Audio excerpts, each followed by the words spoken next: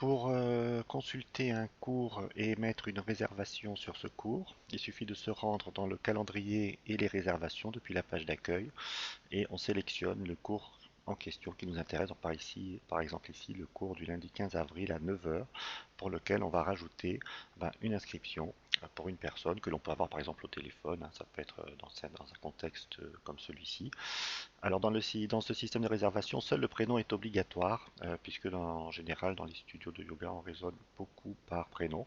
Simplement ici renseigner que Liliane s'inscrit pour le cours du 15 avril à 9 heures. Donc si vous avez Liliane au téléphone ou face de vous, elle vous dit qu'elle veut participer à ce cours, vous pouvez instantanément l'inscrire. À partir d'ici, le système récapitule son inscription.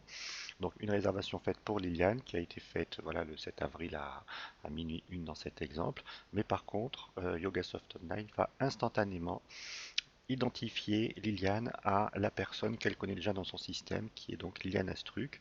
Et il va falloir associer cette réservation à Liliane Astruc pour que YogaSoft Online cible bien la bonne personne à inscrire.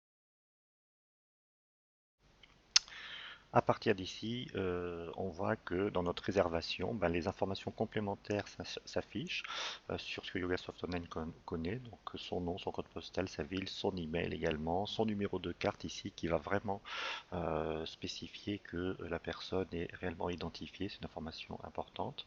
Et on voit dans la colonne action tout de suite des informations qui sont remontées par rapport à son statut. Donc on voit que cette personne, par exemple ici, n'a pas réglé une adhésion qu'on lui a demandé. Donc depuis cette réservation-là, cette information apparaît et on peut instantanément accéder à sa fiche pour régulariser la situation. Donc si on a la personne au téléphone, ça peut être très pratique.